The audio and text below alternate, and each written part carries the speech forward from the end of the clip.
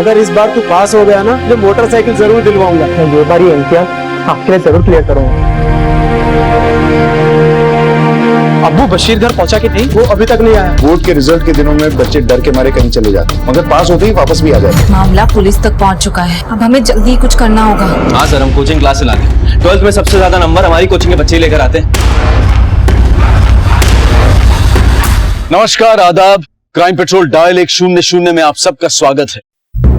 गणित यानी कि मैथ्स का विषय एक ऐसा विषय है जिसे समझ लो तो बेहद आसान, वरना बहुत मुश्किल।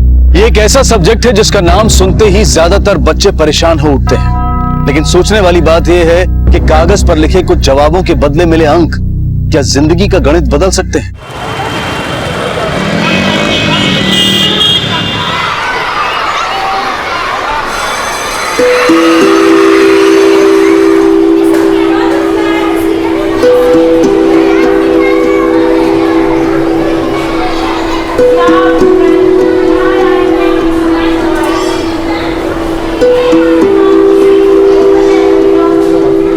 जावेद मियां, मैं जानता हूं तुम इस बोर्ड पे अपने बेटे का नाम लिखा हुआ देखना चाहते थे। खैर, आप फिक्र ना करें, इस बार अगर बशीर ने 12th पास कर ली ना तो उसकी नौकरी पक्की है। मैं मैनेजमेंट से बात करके उसकी प्यून की नौकरी तो पक्की करवा दूंगा। उसके बाद आपकी सारी परेशानी खत्म।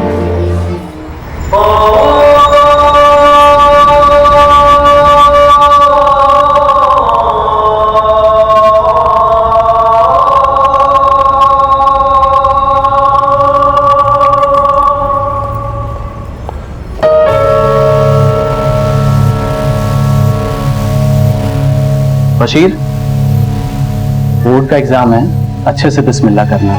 जी भाईजान। बेटा, सब तैयारी हो गई है ना? हाँ जी अब्बू। इस बार ना किसी से कुछ पूछना और ना ही बताना। अपना इम्तिहान देना अच्छे से, दिल लगाकर। हाँ, एकदम ध्यान से पेपर लिखना। या अल्लाह, इस बार इस पे रहम कर दे। ये तो कभी मेहनत करेगा ही नहीं। तू ही थोड़ा करिश्मा दिखा दे। पिछले 3 साल से एक ही जगह पे अटका है और तेरी उम्र के सारे लड़के कमाने भी लग गए हैं। पता है?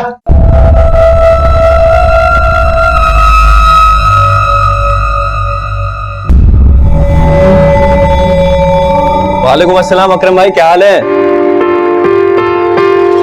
आज नहीं हो भाई अकरम भाई, आज माफ कर दीजिए। हम पक्का आपसे मिलेंगे, आपके साथ बैठेंगे और आपका काम भी करवा देंगे।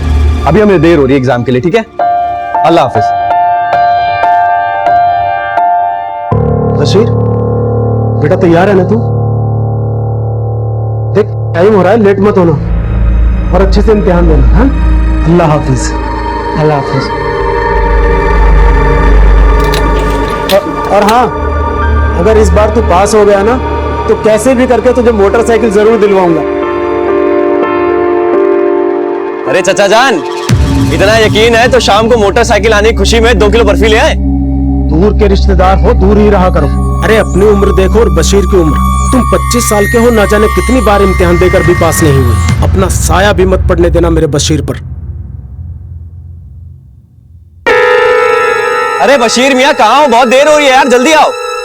बशीर, देर? भाईजान, 2 साल तो हो गए एग्जाम देते देते, और कितनी देर होगी? चलो चलो जल्दी आओ। भाईजान, ये मैथ्स पेपर से छुटकारा नहीं मिलता। आखिर कैसा जिंदगी में काम क्या, आप बताओ। अरे वही A² B², वही आके गाड़ी अटक जाती है और फेल हो जाते हैं। अरे मियाँ, सुहाग रात में जाने से पहले पिछली बीवी से हुए तलाक के बारे में क्यों सोचते हो? हैं?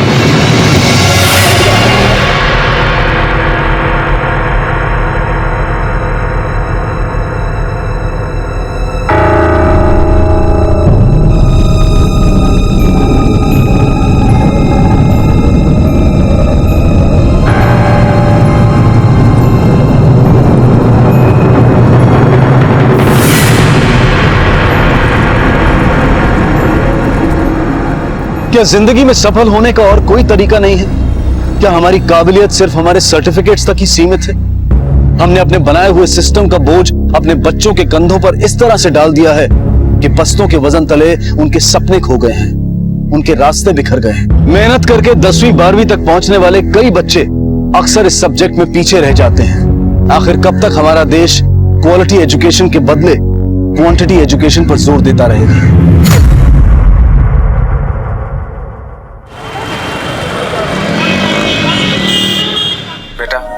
पूरी जिंदगी सड़क किनारे बस यही सुनते हुए गुजार दी कि सुरेश एक टोस्ट सैंडविच देना। मैं भी कुछ जीवन में बनना चाहता था पर नहीं बन पाया। पर बेटा तू मेरी शान है, मैं दुनिया को फख्र से कह सकता हूं कि बंद करो ये शोर शराबा। अरे आप हमारी परेशानी बांट नहीं सकते तो बढ़ाइए तो मत। आपको इसमें परेशान होने की जरूरत नहीं है। आपकी परेशानी हमने नहीं, आपके लाड साहब ने बढ़ा रखी है। और 24 घंटे आप हम पर ही गुस्सा होते रहते हैं। पता नहीं किस गुनाह की सजा मिल रही है जो हम इस घर में आए। हाँ फरदीन, अब्बू बशीर घर पहुंचा कि नहीं? अब्बू मैंने मोहल्ले में सब जगह देख लिया मगर उसका कहीं कुछ पता नहीं। नहीं वो अभी तक नहीं आया, लेकिन इतनी देर तक तो वो कहीं बाहर नहीं रहता। हमें कुछ गड़बड़ लग रही है। अब्बू फिर से फेल होने के डर से कहीं भाग तो नहीं गया बशीर? कहीं उसने खुद को कुछ करना लिया हो। खाना खा लीजिए, 2 बार खाना गर्म कर चुके हैं, इस बार नहीं करेंगे। और हम सोने जा रहे हैं। यहाँ इतनी बड़ी आफत आ गई है, बशीर का कुछ पता नहीं चल रहा, तुम्हें खाने की पड़ी है। नींद आ रही है ना, जाओ खा पी करके सो जा तुम। अरे भाईजान क्या हो क्या गया? आप रुकैया भाई पर ऐसे चिल्ला क्यों रहे? कुछ नहीं असलम, वो 12 बजने को आ गए, बशीर का कुछ पता नहीं कहाँ पे है वो, और ऐसे में उस औरत को खाने की लगी हुई। बस इतनी सी बात है। अरे भाईजान बशीर 20 साल का लड़का है, कोई दूध पीता बच्चा थोड़ी है। गया होगा दोस्तों के साथ मौज मस्ती करने, आ जाएगा। और वो तो फिर भी शरीफ है। इस उम्र में हम तो सिर्फ ईद के दिन घर पर पाए जाते थे। सब तुम्हारी तरह बेशर्म नहीं होते ना, इसलिए। और खुदा के वास्ते हमारे घर के मामलों में दखल देना बंद करो। अच्छा, आपके घर के मामलों में दखल देना कौन चाहता है? चलिए चलता हूँ, अल्लाह हाफिज। फरदीन बेटा बहुत देर हो गई है, हमें पुलिस को खबर करनी चाहिए।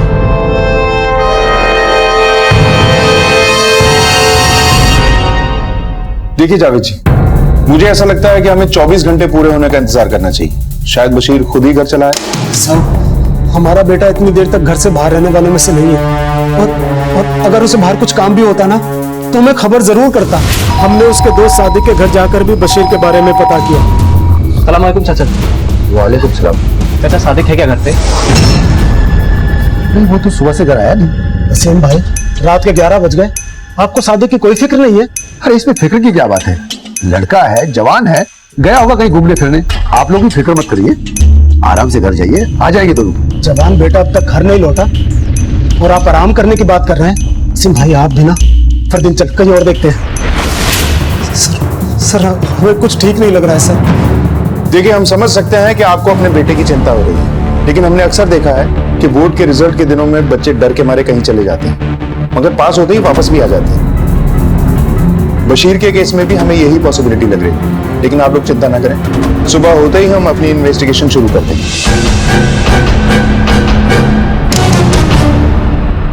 हाँ, मेरी बात गौर से सुनो। मामला पुलिस तक पहुंच चुका है, अब हमें जल्दी कुछ करना होगा। मैंने तुम्हें पहले भी समझाई थी, लेकिन तुमने मेरी बात सुनी नहीं। अब जो करना है जल्दी करो प्लीज। हाँ हाँ ओके।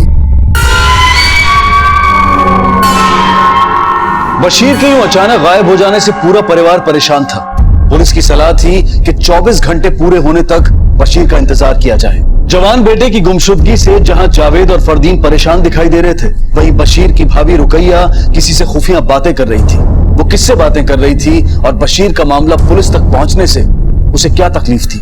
सर हमने बशीर के मोहल्ले में पूछताछ की, सबका यही कहना है कि उसका किसी के साथ में कोई झगड़ा नहीं था। और हाँ सर, बशीर के घर वालों का भी यही कहना है। एक बात और सर, ये बशीर का एक दोस्त है सादिक, ये भी 12th में 2 बार फेल हो चुका है। दोनों साथ में घूमते और साथ में पढ़ाई करते हैं। फौरन सादिक से मिलो, दोस्त है, बशीर ने जरूर उसको कुछ बताया होगा। और हाँ, बशीर के घर वालों से भी मिलो। कहीं ऐसा तो नहीं कि पढ़ाई के चलते बशीर के घर वालों ने बशीर पे प्रेशर बनाया, जिसके चलते बशीर खुद घर छोड़ के चला गया। यस सर, हमने बशीर के मोहल्ले में पूछताछ की, सबका यही कहना है कि उसका किसी के साथ में कोई झगड़ा नहीं था। और हाँ सर, बशीर के घर वालों का भी यही कहना है। एक बात और सर, ये बशीर का एक दोस्त है सादिक, ये भी 12th में 2 बार फेल हो चुका है। दोनों साथ में घूमते और साथ में पढ़ाई करते हैं। फौरन सादिक से मिलो, दोस्त है, बशीर ने जरूर उसको कुछ बताया होगा।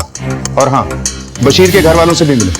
कहीं ऐसा तो नहीं कि पढ़ाई के चलते बशीर के घर वालों ने बशीर पे प्रेशर बनाया, जिसके चलते बशीर खुद घर छोड़ के चला गया। Yes sir.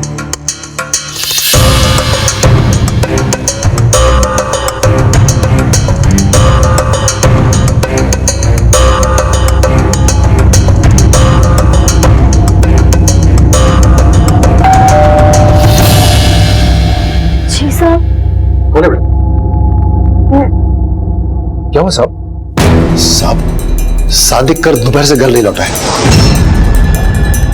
बशीर भी कल दोपहर से घर नहीं लौटा है। पता है साहब, कल उसके अब्बा जावेद और उसका भाई फरदीन दोनों घर पे आए थे।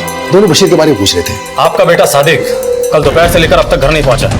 आपने पुलिस कंप्लेंट क्यों नहीं की? वो शुरू से ही ऐसा है, देर रात को घर लौटता है, 2 बार 12वीं में फेल हो चुका है। साहब ये मेरी छोटी बेटी नफीसा है।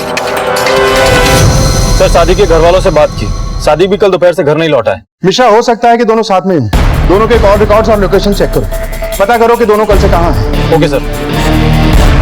बशीर और सादिक पहले भी बोर्ड एग्जाम्स में फेल हो चुके थे और इस बार उन दोनों पर एग्जाम का प्रेशर कुछ ज्यादा ही था।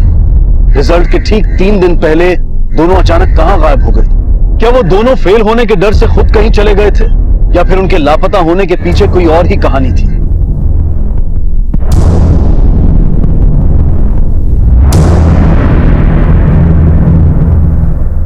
सर हमने सादिक और बशीर के फोन की लास्ट लोकेशन पर जाकर चेक किया, लेकिन कुछ भी नहीं मिला है। और सर कॉल रिकॉर्ड्स के हिसाब से इन दोनों की अधिकतर बात किसी उस्मान और असलम से हुई है। एक बात और सर, बशीर के कॉल रिकॉर्ड्स में असलम का नंबर 80 बार डायल हुआ है। मिश्रा, बशीर के अब्बा जावेद से पता करो ये असलम और उस्मान आखिर हैं कौन? Yes sir.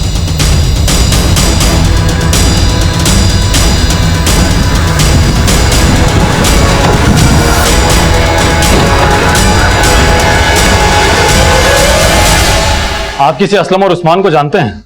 जी, उस्मान को तो नहीं, लेकिन असलम हमारे चचेरे भाई का बेटा है। लेकिन उससे हमारा कोई लेना देना नहीं है। कोई खास वजह?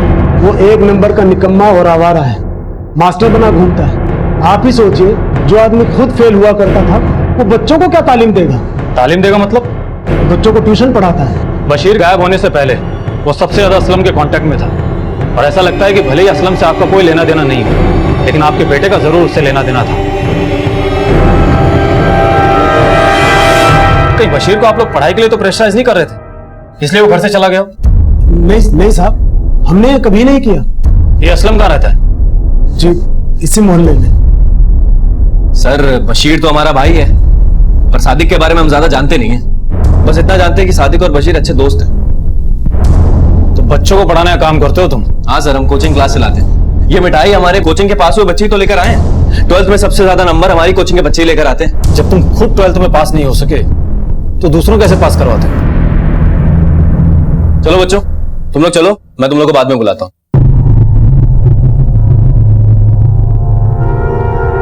सर वो क्या है ना, एग्जाम्स खेल की तरह होते हैं। अब ऐसा जरूरी नहीं है कि हर कोच अच्छा खिलाड़ी हो।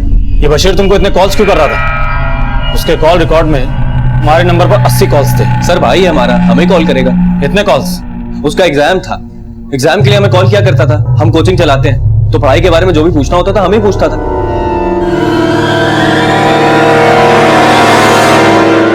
सर वसीम को उस्मान और असलम के बारे में कुछ भी नहीं पता, और ये असलम जावेद का दूर का रिश्तेदार है। मेरी असलम से बात हो गई है, वो ट्यूशन क्लासेस चलाता है। मैंने उस्मान के बारे में भी पता किया है, वो एक हिस्ट्री शीटर है, उधारी पे पैसे देने का काम करता है। फिलहाल तो शहर से बाहर है और उसका फोन भी बंद आ रहा है। एक आदमी को बोलो इस पे नजर रखें। Yes sir. हेलो, ठीक है सर। पुराने खंडर के पास एक लाश मिली है।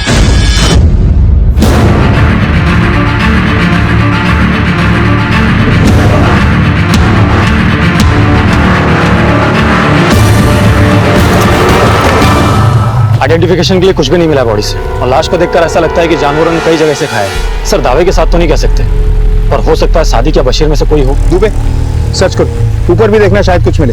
सर बशीर और सादिक के घर वालों को शिनाख्त के लिए बुलवाओ। Yes sir.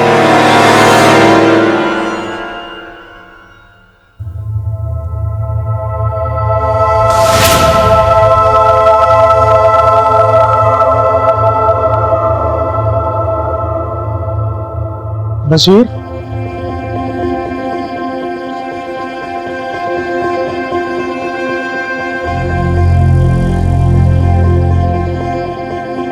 जी अब्बा।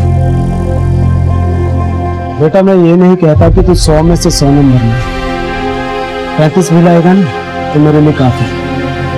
बस किसी तरह निकल जा, आगे अल्लाह मालिक। अबू मैं इस बार आपको बिल्कुल मायूस नहीं करूंगा।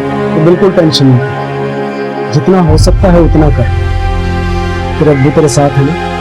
थैंक यू अब्बू, थैंक यू हिम्मत देने के लिए। मैं ये बार ये इम्तिहान आपके लिए जरूर क्लियर करूंगा।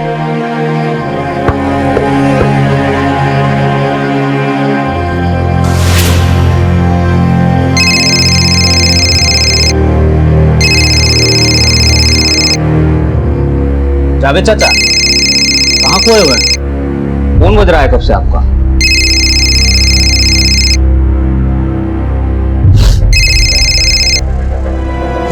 हेलो हेलो,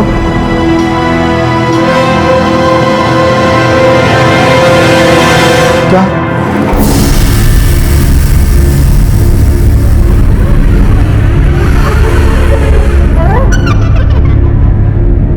हमें लाश पे से कुछ कपड़े मिले।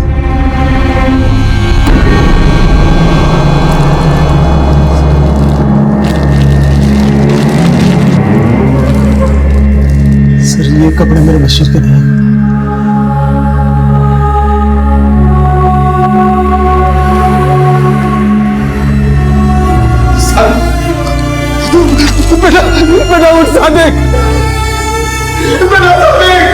पुलिस को मिली लाश को जानवरों ने काफी नुकसान पहुंचाया था। बॉडी के कपड़ों से वसीम ने उसकी पहचान सादिक के रूप में कर दी। सर, सादिक की पोस्टमार्टम रिपोर्ट। सर, सादिक का मर्डर हुआ है। सर, सादिक की मौत ऊंचाई से गिरने की वजह से नहीं, बल्कि सर पर किसी भारी चीज से वार करने की वजह से हुआ है। और हाँ सर, बॉडी पर घसीटे जाने के भी निशान है। इसका मतलब पहले सादिक को मारा गया, फिर उसकी लाश को घसीट के खंडर के ऊपर ले जाया गया, फिर उसे नीचे फेंक दिया गया ताकि ये एक एक्सीडेंट लगे। लेकिन सर, सादिक को मारेगा कौन? बशीर, क्योंकि बशीर अब भी लापता है। हो सकता है कि बशीर ने सादिक का खून किया और पकड़े जाने के डर से कहीं चला गया। लेकिन सर, सादिक और बशीर तो अच्छे दोस्त हैं, और बशीर सादिक को क्यों मारेगा? सर, कहीं ऐसा तो नहीं सादिक के कत्ल में और बशीर के गायब होने में उस्मान का हाथ हो? क्योंकि वो अब भी गायब है। कॉल रिकॉर्ड्स के हिसाब से इन दोनों की अधिकतर बात किसी उस्मान और असलम से हुई है। ऐसा भी हो सकता है कि दोनों को साथ में मारा गया, जिसमें से सादिक की लाश हमें मिल गई, लेकिन बशीर की लाश अब तक नहीं मिली। पिशा, एक काम करो, इस उस्मान की तलाश तेज कर दो, अपने खबरी नेटवर्क को एक्टिवेट करो और सादिक और बशीर से जुड़े जितने भी लोग हैं सबसे एक बार फिर से पूछताछ करो। Yes sir.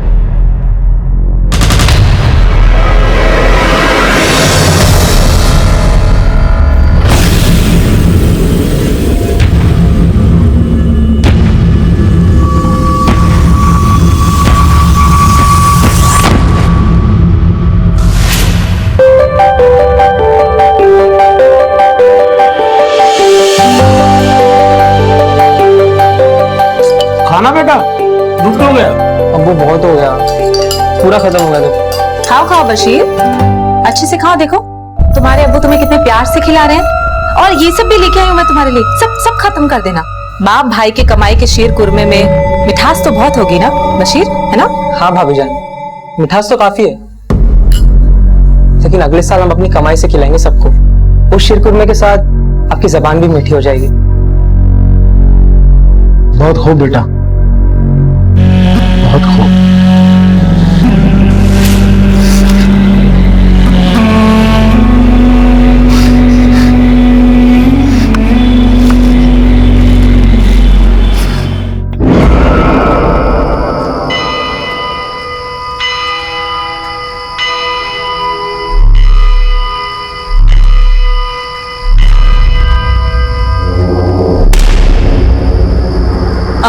अब हमारा यहाँ दम घुटता है, हमें जल्द से जल्द यहाँ से लेके चले जाओ। शुक्र मनाओ कि वो भी लापता है। अगर वो वापस आ गया ना तो हमारा सारा खेल चौपट हो जाएगा।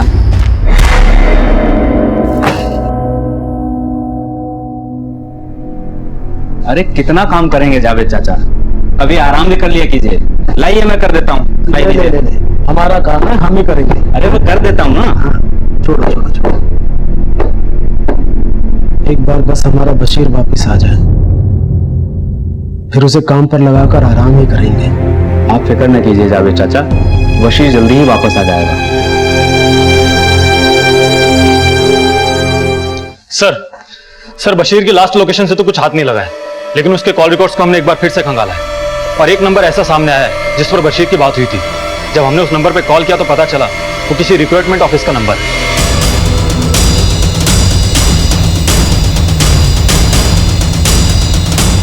जी सर, बशीर नाम का एक लड़का हमारे पास आया था सर, ये उसका फॉर्म। सर कुवैत में अच्छी जॉब पाने के लिए हमारे पास आया था सर। एडवांस के तौर पे उसने 40,000 हमारे पास जमा करे। अब मुझे याद है कि मैंने उसको कहा था कि अगर कुवैत में जॉब पानी है तो 12th की बोर्ड एग्जाम पास होना बहुत जरूरी है। ये पैसे बशीर के पास इतने पैसे आएंगे कहाँ से? उसे तो जेब खर्च में हम दिया करते थे। हाँ साहब, 40,000 तो बहुत मोटी रकम हो गई। इतने पैसे तो हमारे घर में कभी नहीं होते। तो बशीर के पास इतने पैसे आए कहां से? और बशीर को इतने पैसे देगा कौन? सर हमें कुछ नहीं पता। बोल रहे हैं ना, हम बाद में बात करते हैं।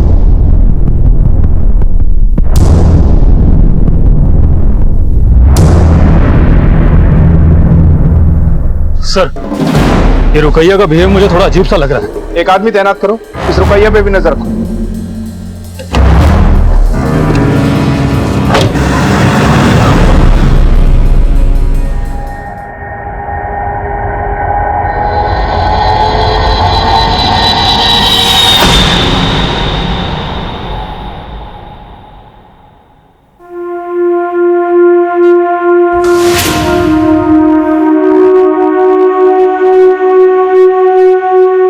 बशीर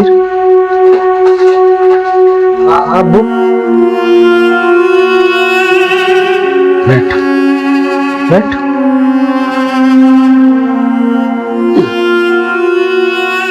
देख, अपने अब्बू से कभी कुछ मत छुपाना।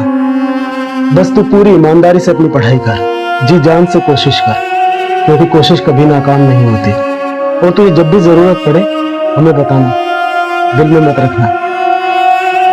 अरे पगले, अभी हम हैं ना। अच्छा चल, रख ये किताब, रख, सो जा और सुबह उठकर पढ़ाई करना।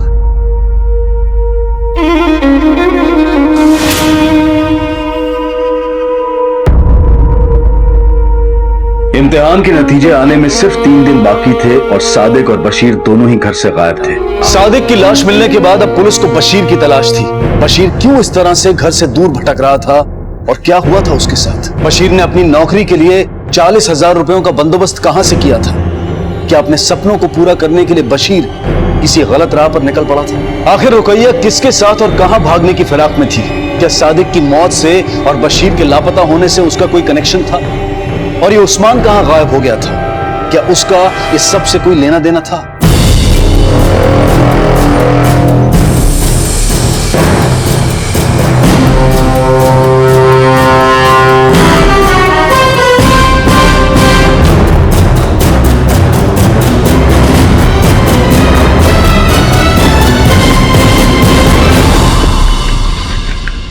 अब्बू, फरदीन फरदीन फरदीन, क्या क्या क्या हुआ? सब ठीक तो है ना? तू इतना हाफ क्यों रहा है? वो अपना हमारा बशीर पास हो गया।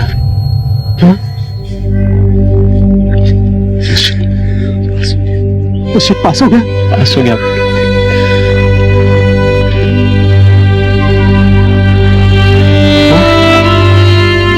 चाचा, चाचा संभालिए अपने आप को। चाचा मत समझिए, मैं ये बारी इम्तिहान आपके जरूर क्लियर करूंगा, देख लेना। बशीर वापस आ जाएगा।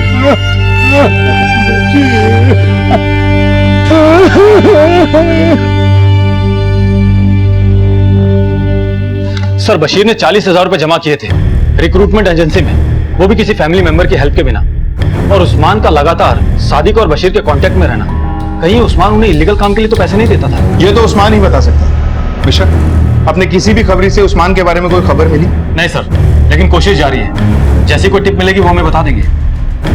मिश्रा, इस उस्मान का पकड़े जाना बहुत जरूरी है, क्योंकि इस केस को सॉल्व करने के लिए हमें जिस कड़ी की जरूरत है वो कड़ी शायद ये उस्मान भी है।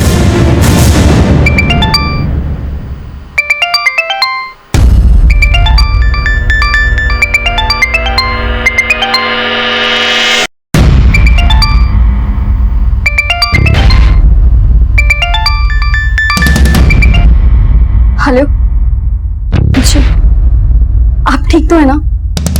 हाँ हमें पता है आप परेशान हैं।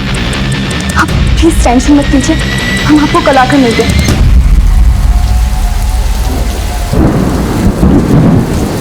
एक चाय देना। क्या खबर है शकील? साहब थोड़ी देर में आपको कंट्रोल नहीं मिलेगा।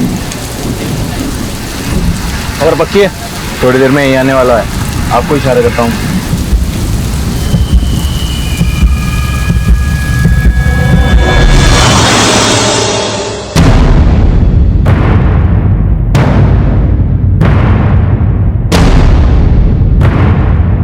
अरे शाम अच्छी वाली चाय पिलाओ।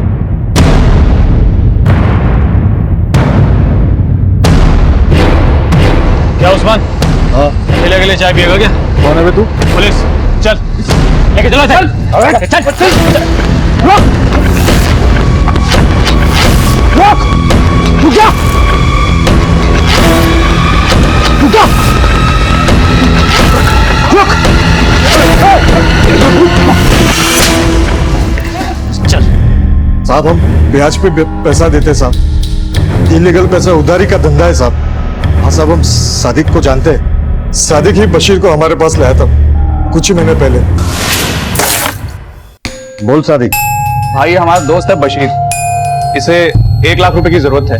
वो तो हो जाएगा, लेकिन इतने पैसे की गारंटी करता क्या है ये?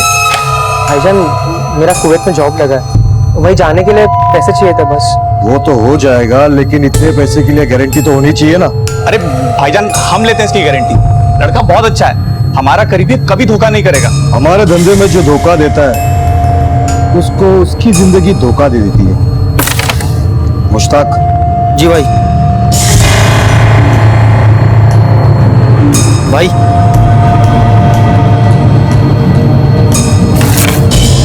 हर महीने ब्याज पहुंच जाना चाहिए।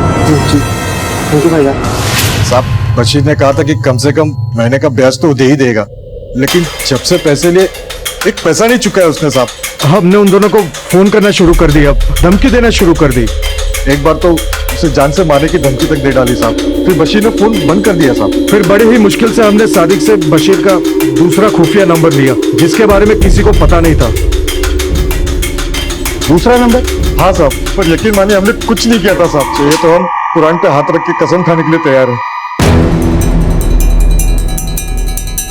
सर हमें तो 40,000 रुपए की बात का पता था, लेकिन बशीर ने तो 1 लाख रुपए लिए थे कर्ज पर, बचे हुए 60,000 रुपए। खुशा, शायद इस सवाल का जवाब ही इस केस का आखिरी पन्ना है। बशीर के दूसरे नंबर की डिटेल्स निकलवाओ। Yes sir.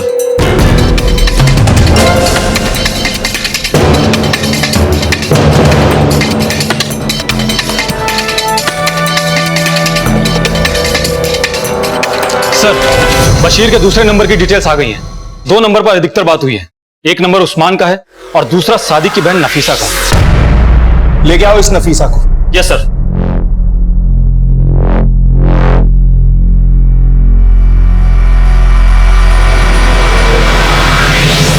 नफीसा, हमने बशीर के दूसरे नंबर के कॉल रिकॉर्ड चेक किए हैं, उसमें सबसे ज्यादा बार तुम्हारे नंबर पे बात हुई है। क्या चक्कर है ये? मैं और बशीर एक दूसरे से प्यार करते हैं। ये बात घर वालों में किसी को नहीं पता। बशीर अपने रिजल्ट को लेकर बहुत परेशान था, क्योंकि वो पहले भी मैथ्स में 2 बार फेल हो चुका है। अगर वो इस बार भी फेल हो जाता तो उसे नौकरी नहीं मिलती, और अगर उसे नौकरी नहीं मिलती तो वो हमारे अब्बू से निकाह की बात कैसे करता। पर अब सादिक भाईजान की मौत हो चुकी है, बशीर कहाँ है हमें कुछ नहीं पता। आप प्लीज उसे खोज निकालिए। हमारे अब्बू से हमारे और बशीर के रिश्ते की बात मत बताइएगा, ना अब्बू हमें बहुत मारेंगे और घर से भी निकाल देंगे। ठीक है, ये तुम्हारी पर्सनल लाइफ है, हम किसी को कुछ नहीं बताएंगे, तुम जा सकती हो। और हाँ, उसका फोन आए या मिलने की कोशिश करे तो हमें तुरंत इन्फॉर्म करना।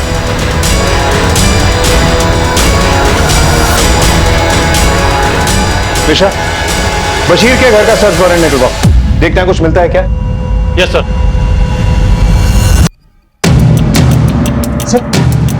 सर आप ये कर क्या रहे हैं? हमारे पास आपके घर का सर्च वारंट है।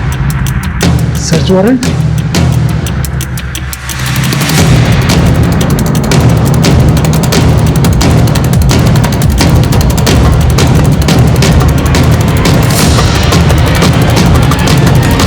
सर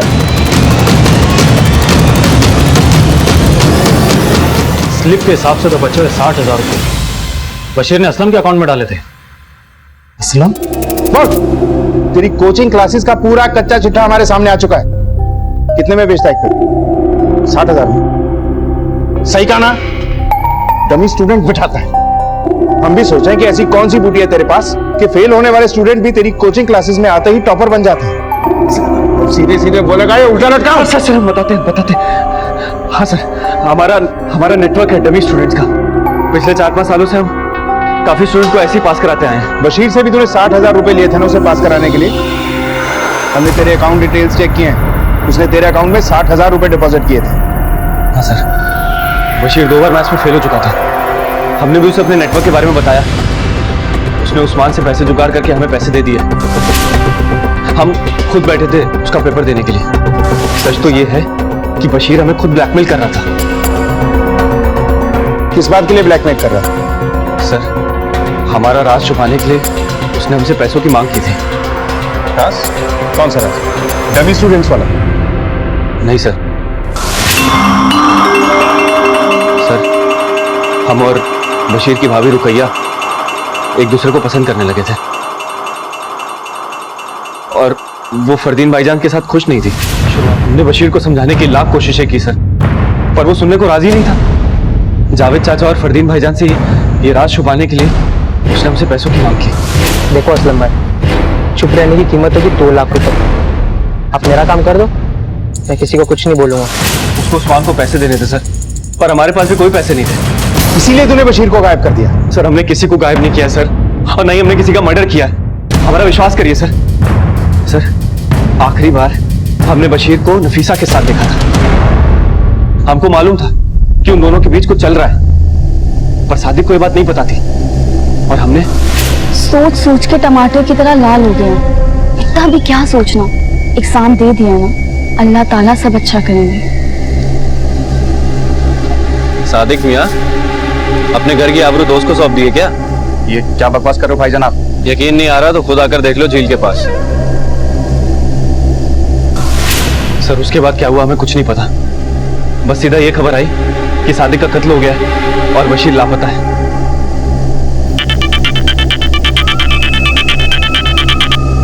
हेलो,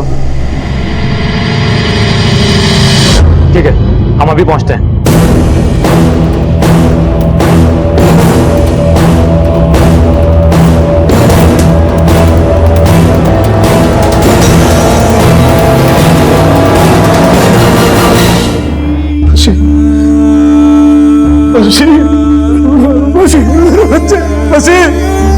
अबू, मैं इस बार आपको बिल्कुल मायूस नहीं करूंगा। मैं ये बार ये इम्तिहान आपके लिए जरूर क्लियर करूंगा। वो हमारा बशीर पास हो गया। बेटा तू पास हो गया, बशीर पास हो गया। उठना, उठ, अपने अब्बू की बात सुन बशीर। बेटा उठना। मिठास तो काफी है, लेकिन अगले साल हम अपनी कमाई से खिलाएंगे सबको। उठना, उठना बशीर।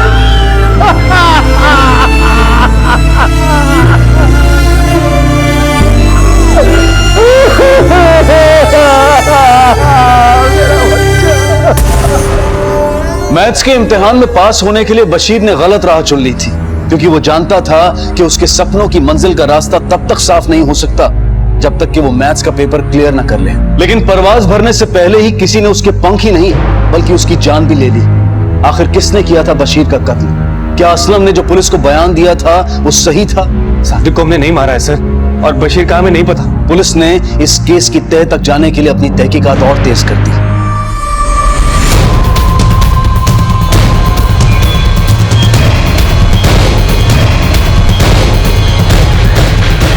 तुमने हमें अपने और बशीर के अफेयर के बारे में तो बताया, लेकिन एक बात बताना भूल गई कि गायब होने से पहले बशीर तुम्हारे साथ था। हमें असलम ने सब बता दिया। हमें पहले से ही शक था कि तुम झूठ बोल रही, लेकिन अब हमें सच जानना है। क्या हुआ था उषा?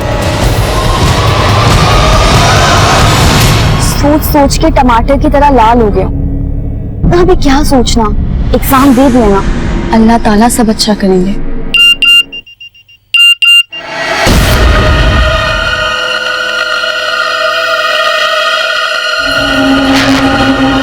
क्या हुआ बशीर? हुआ कुछ नहीं, पर अगर अभी के अभी यहाँ से नहीं निकले तो पक्का कुछ हो जाएगा। हमें निकलना पड़ेगा यहाँ से।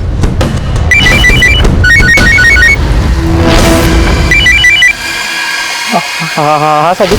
हाँ बशीर, किसके साथ है? मैं पीछे मुड़ के देख।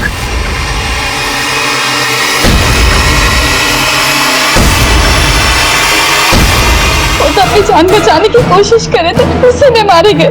हम दोनों बहुत डर गए थे और बशीर ने हमें वहां से फौरन जाने के लिए कहा। हम वहां से चले गए और बशीर भी वहां से चला गया।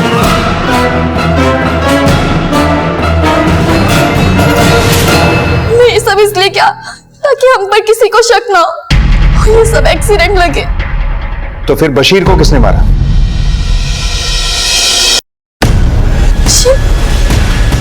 बशीर मर गया।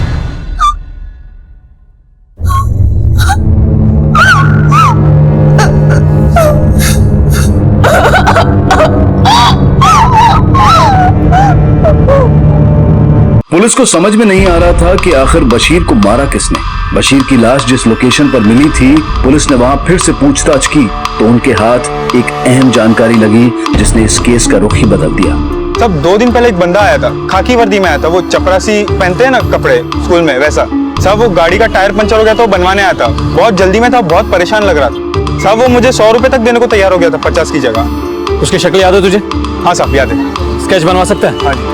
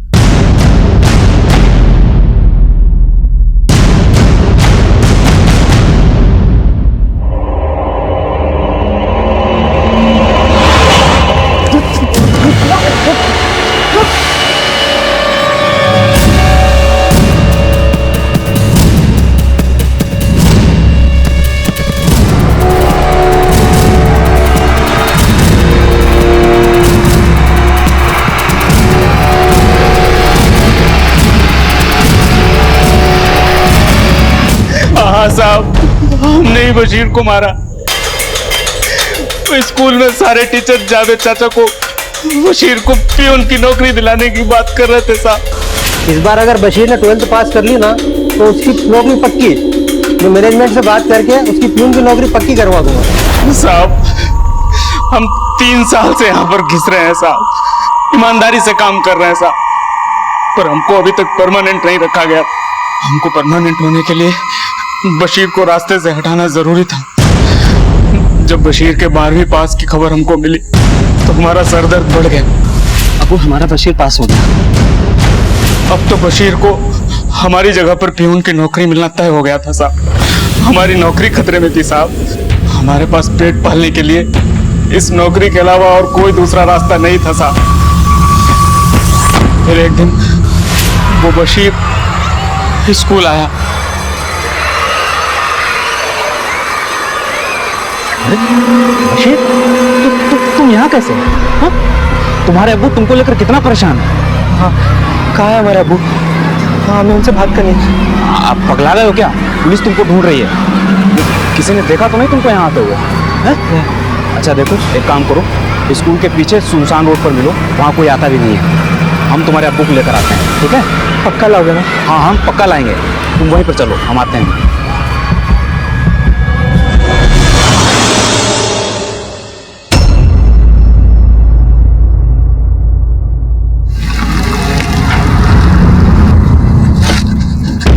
नदीम भाईजान, अबू अबू अबू का साहब हमसे गलती हो गई साहब, हम स्वार्थी हो गए थे।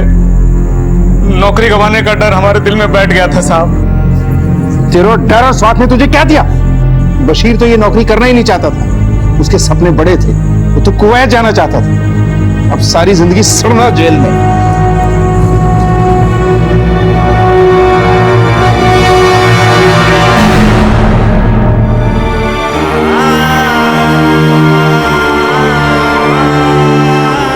अगर इस बार तू पास हो गया ना तो कैसे भी करके तुझे मोटरसाइकिल जरूर दिलवाऊंगा। ये बार ही इम्तिहान आपके जरूर क्लियर करूंगा। वो हमारा बशीर पास हो गया।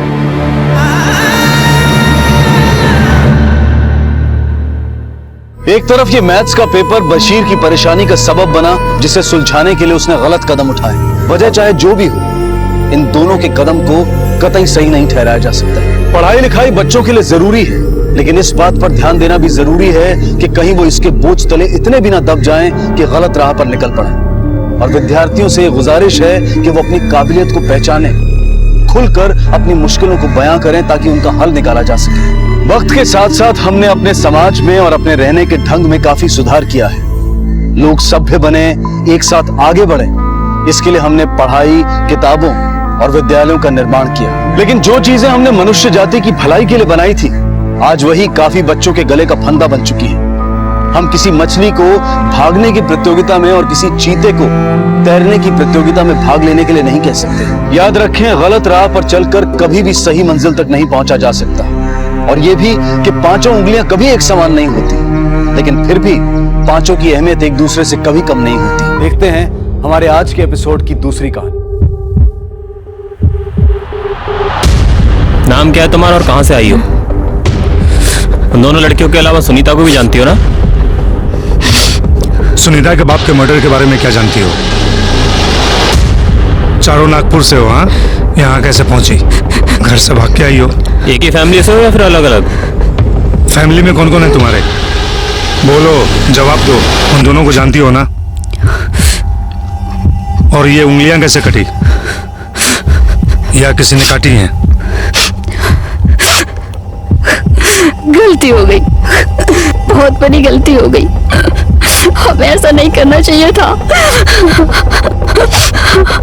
जैसे जैसे तहकीकात आगे बढ़ती जा रही थी, ये केस और भी पेचीदा होता जा रहा था। पिछले सवालों के जवाब अभी मिले भी नहीं थे और नए सवाल आ खड़े हुए थे। पुलिस को अब तक इन 3 लड़कियों के बारे में कुछ पता नहीं चल पाया था और अब एक नए मोड़ की तरह भव्या भी इस केस का हिस्सा बन गई थी।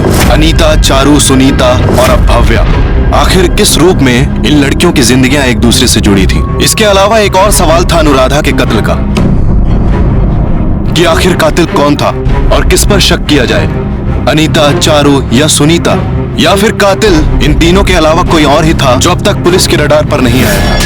क्यों रे? तूने तो कहा था कि तू उन लड़कियों को नहीं जानता। फिर लॉज में क्या कर रहा था? सर, गलती हो गई मुझसे। मैंने झूठ बोला आपको। मेरा अनीता के साथ अफेयर चल रहा है।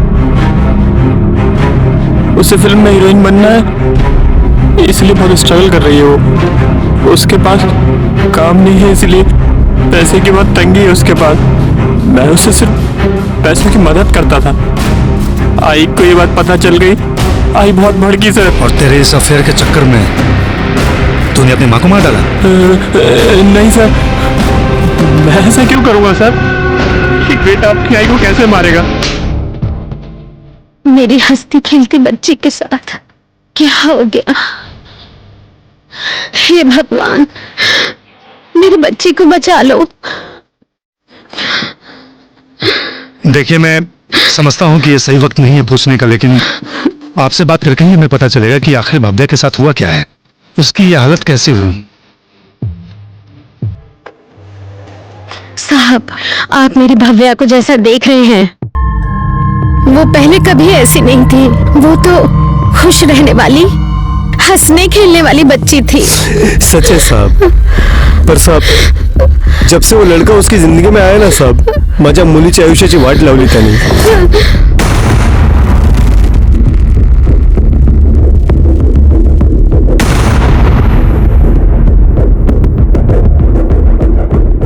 आहो, इतना टहलने का क्या मतलब? खाना तो खा लो। क्या खाना खा लो? खाना खा लो?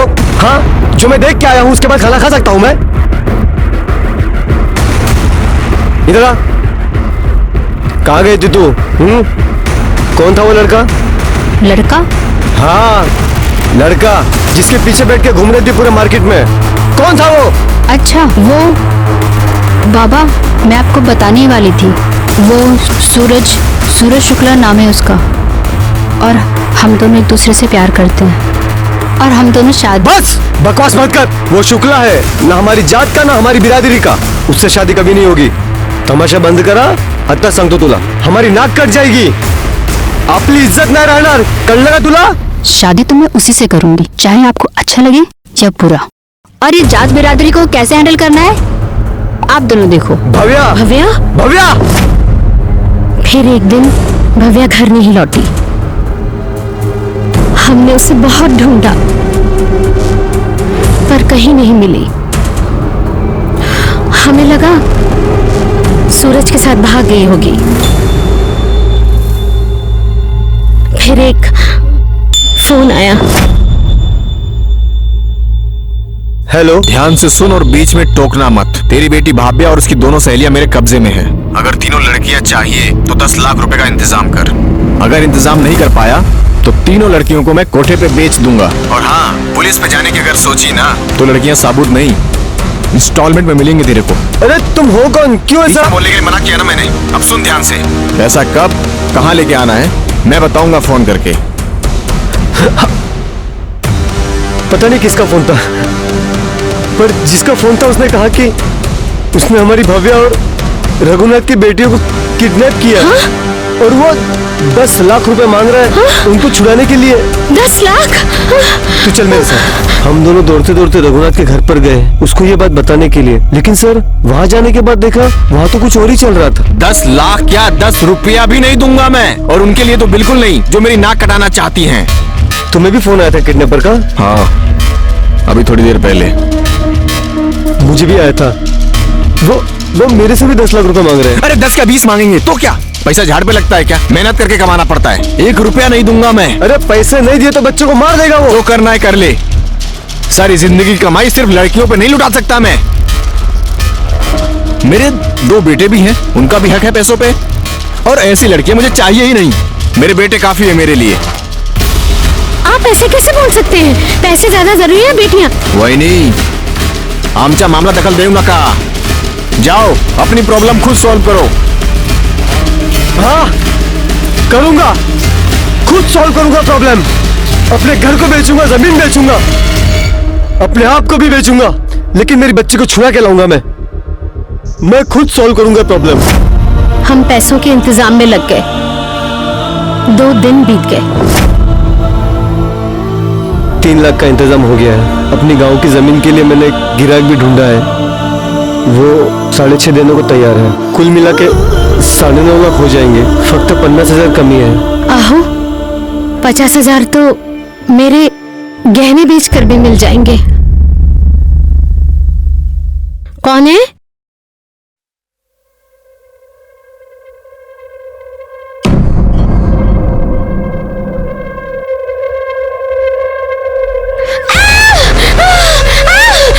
सरस्वती क्यों चिल्लाए तुम? क्या हुआ?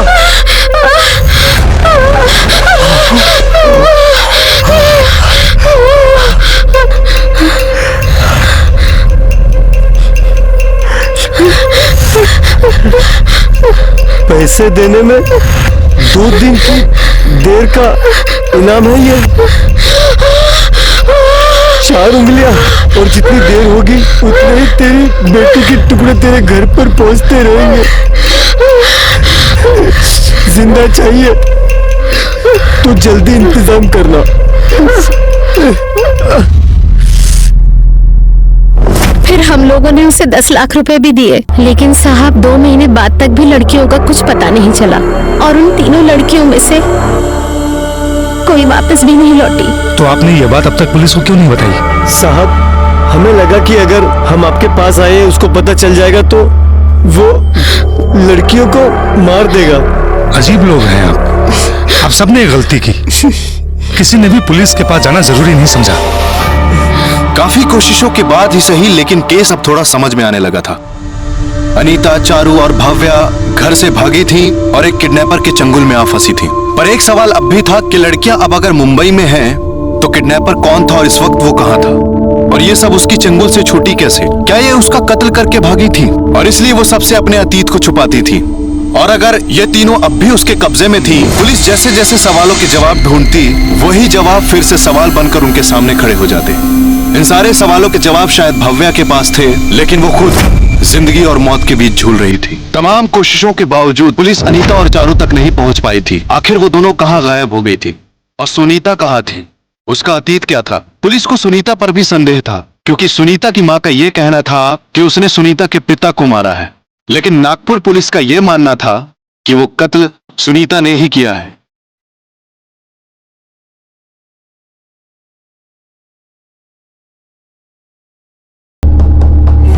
तुझे भूख लगी है ना? खाना चाहिए? तुझे खिलाती हूँ खाना, तो चल मेरे साथ।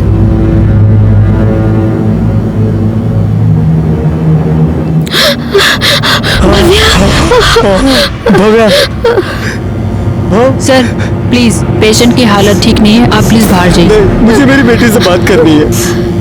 देखा इसकी क्या हालत हो गई है? क्या ये वही भव्या है जो पूरे घर में उछल कूद करती थी, बोल बोल के मेरा दिमाग खाती थी? ए भव्या बोलना। कैसी हालत हो गई है भव्या की, आज उसके माँ बाप उससे मिल भी नहीं सकते। भव्या, भव्या उठना बेटा, उठना, देखना तेरे आई बाबा आए हैं, कुछ तो बोल बेटा। जिसके साथ शादी करनी तू कर सकती, मैं मना नहीं करूंगा। एक बार देख। बाहर चलिए प्लीज।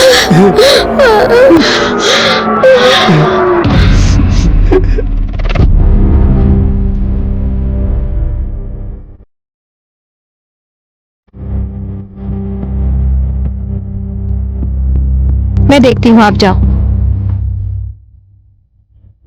अरे अरे धीरे से खाना, बहुत भूख लगी थी ना तुझे, अब जितना चाहे उतना पेट भर के खा लो। अभी ये बताओ तुम्हारा नाम क्या है? भव्या, हम जानते हैं कि तुम्हारी तबीयत ठीक नहीं है, लेकिन अगर तुम्हें अपने दोस्तों को बचाना है तो हमसे बात करनी होगी।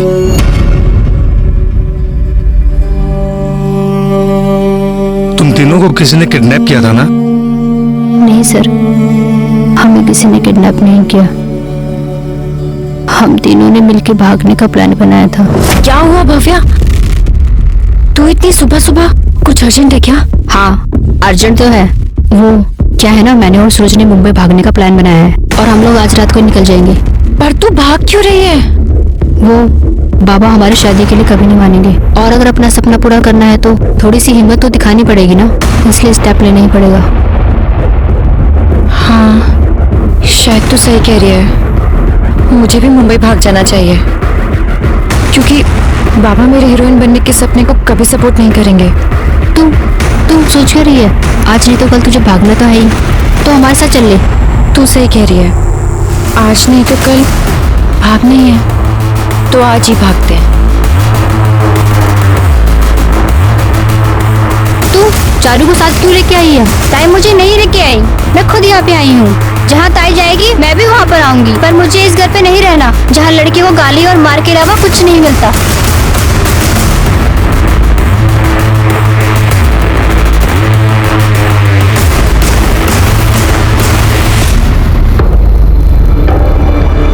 सिर्फ ये आने वाली थी ना? ये भी चलेगी? हाँ ये मेरे साथ आएगी। देखो भाव्या, तुम और मैं मुंबई से आगे वाले शहर में जाएंगे, ठीक है? और तुम दोनों को हम बीच में बस स्टॉप पे उतार देंगे, वहाँ से तुम लोगों को मुंबई की बस मिल जाएगी। लेकिन हम लोग तो मुंबई जाने वाले थे ना? हाँ जाने वाले थे, लेकिन इसके परिवार वाले वहाँ हमको पहचान सकते हैं, तो इसलिए पहले हम शादी करेंगे और उसके बाद सीधा मेरे गाँव चलेंगे। लेकिन भव्या मुझे लगा अनीता, अगर तुझे डर लग रहा है ना तो तू अभी भी घर जा सकती है, किसी को पता ही लगेगा तुम दोनों भागने वाले थे। नहीं, अब डिसाइड कर लिया तो कर लिया है, जो होगा देखा जाएगा। चलो ठीक है, बैठो। एक सेकंड रुको, फोन स्विच ऑफ करो अपने दोनों। क्यों? तुम लोगों के फोन के सिग्नल से पुलिस हमको ट्रैक कर सकती है, ठीक है? चलो गाड़ी में बैठो, फोन स्विच ऑफ करो, चलो। रुको रुको रुको, अरे तब भाभिया प्लीज मुझे अपने साथ ले चलो, और अगर चाहिए ना तो मुझे आगे रास्ते पे कहीं उतार देना, लेकिन प्लीज अभी मुझे ले चलो प्लीज। ये कौन है? ये भी हमारी दोस्ती है, ले चलो ना। सर मैंने और सूरज ने उन तीनों को अगले ही शहर छोड़ दिया था और हम दोनों आगे चले गए थे। सुनीता ने तुम्हें बताया था कि वो घर छोड़ के क्यों भाग रही थी? नहीं सर। उसके बाद क्या हुआ? तुम लोग कहाँ गए? मैं बहुत बहुत बहुत खुश हूँ, मुझे यकीन ही नहीं हो रहा, मेरा सपना पूरा हो रहा है। मैं बहुत खुश हूँ। देखो अभी इतना खुश होने की जरूरत नहीं है, क्योंकि हम भाग तो आए हैं, सर, सूरज ने झूठ बोला कि ये सब नाटक था, लेकिन उसके लिए ये सब कुछ सच था। उसने कभी मुझसे प्यार नहीं किया। उसने सच में मेरा किडनैप किया और मुझे एक रूम में बंद कर दिया। फिर हम तीनों के घर वालों से पैसे मांगे और जब पैसे आने में देरी हुई तो उसने मेरे हाथों की उंगलियां काटकर मेरे आई बाबा को भेजी। पूरा हाथ काट के भेजूंगा तेरे बाप को। तुम वहां से भागी कैसे? भाव्या, तुम वहां से निकली कैसे और मुंबई कैसे पहुंची? भाव्या, तुम वहां से कैसे निकली? भाव्या, भाव्या, भाव्या, डॉक्टर को बुलाओ।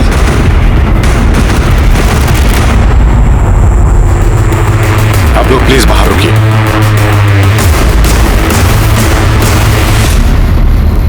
भव्या अब इस दुनिया में नहीं थी और उसके इस दुनिया से जाने की वजह थी कि उसने एक गलत आदमी से प्यार किया। शादी के सपने देखते हुए बिना सोचे समझे उसके साथ घर से निकल गई। इस दुनिया में प्यार में धोखा खाने वालों की कमी नहीं है, इसलिए प्यार में दिल के साथ साथ अपने दिमाग का भी इस्तेमाल करें, वरना अक्सर लोग आपके जज्बात का फायदा उठा जाते हैं। भव्या के सपने ने उसे मौत दी और अनीता अपने सपने को पूरा करने के लिए अब भी दर दर भटक रही थी।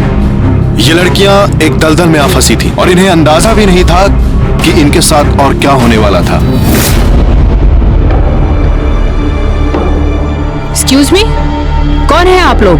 कहाँ जा रहे हैं? वो प्रोड्यूसर से मिलना है, वो अभी बिजी है, आप बाद में आना। आप लोग मुझे उनसे मिलने क्यों नहीं देते? पिछले 1 महीने से मैं चक्कर काट रही हूँ यहाँ पर। ऐरी गैरी लड़की नहीं हूँ मैं। ब्यूटी कॉन्टेस्ट जीता है मैंने और अच्छी एक्टिंग करती हूँ। हीरोइन बनना है मुझे।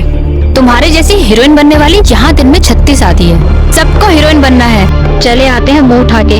चलो यहाँ से बाहर निकलो, मैं तो पियून को बुलाऊंगी। चलो जाओ।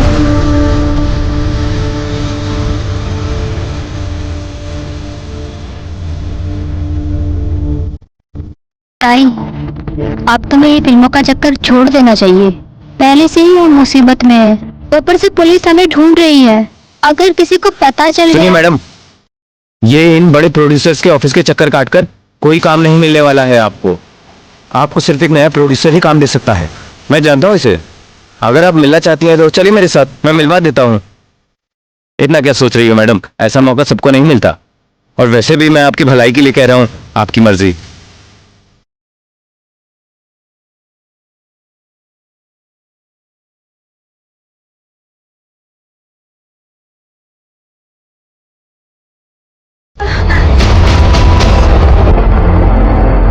बहुत खतरनाक है ये लड़की, पुलिस को इन्फॉर्म करना पड़ेगा।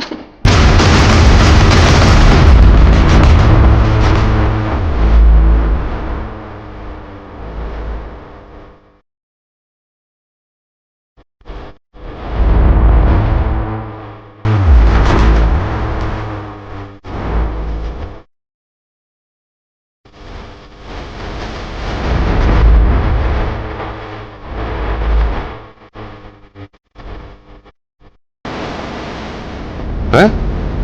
अरे भाई सुनोगे कहाँ? अरे 15 दिन म्यूजिक डायरेक्टर के साथ बैठकर ये गाना हमने खुद बनवाया है। जितना लोगों की फिल्मों का बजट होता है ना, उतना तो हमारे गाने का बजट है। 5 CR, 5 करोड़। हाँ, बस एक नए चेहरे की तलाश। आप कोल्ड ड्रिंक लीजिए। एक्चुअली क्या है कि वही 4-6 हीरोइन देख देख कर पब्लिक पक चुकी है। अब पब्लिक चाहती है कुछ नया चेहरा, न्यू फेस। पर तुम चिंता मत करो, देखते जाओ हम तुम्हारी लॉन्चिंग कैसे करते हैं। रातों रात स्टार बना देंगे। वैसे आप लोग ये बताइए कि आप लोग हो कहां से? एक्चुअली हम लोग मुंबई से ही हैं और फैमिली में हम दोनों बहनों के अलावा कोई नहीं है।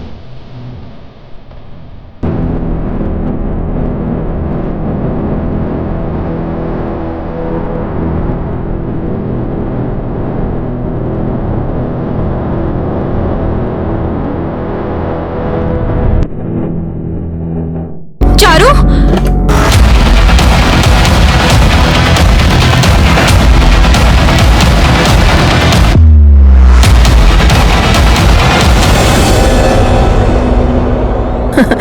मंसूर, हाँ जी।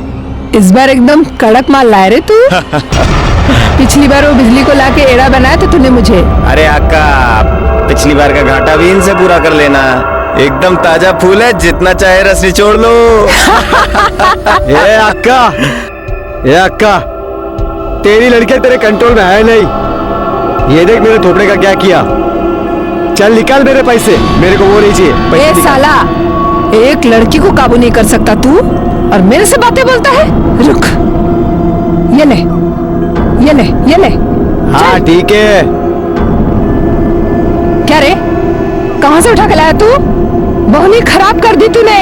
अरे आका, दोनों एकदम नवी हैं, थोड़ा ट्रेनिंग देना पड़ेगा, थोड़ा समझाना पड़ेगा तुमको। दरवाजा खोलो, कोई है? क्या रे, क्यों शोर मचा रही है? हाँ, दरवाजा तोड़ने का है तुझे? आप कौन है और मेरी छोटी बहन का है? हम लोग यहाँ कैसे आए? अब तो यहाँ पैसा कमा के देगी मुझे। नहीं, हम लोग एक अच्छी फैमिली से बिलोंग करते हैं। हम लोग ये सारे काम नहीं करेंगे। चुप बैठ। 2 लाख रोकड़ा देके खरीदा है तुम दोनों को। देख, तेरी बहन छोटी है लेकिन तेरे से समझदार है वो। उसने कस्टमर को नाराज नहीं किया।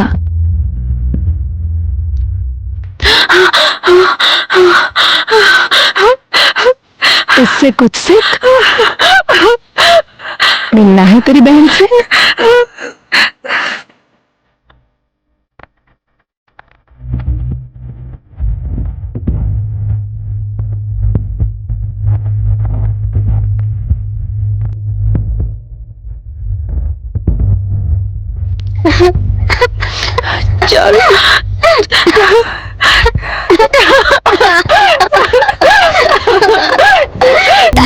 ताई मुझे मरना है। नहीं नहीं, मुझे मरने दो ताई। ताई तू टेंशन मत ले। पीछे कुएं में फेंक दो। छोड़ाई, दूर हो। मैंने बोला ना छोड़ो इसको। अरे छोड़ दो उसे। छोड़ उसको। वो मेरी बेटी अनीता, मेरे को छोड़ दो। राणे, चेक करो इसे। चल इधर।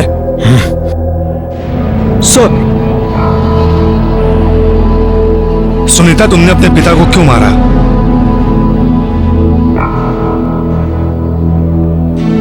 वो मेरी आई को मारता था, वो रोज मारता था, कहता था सर फोड़ देगा। मैंने ही उसका सर फोड़ दिया।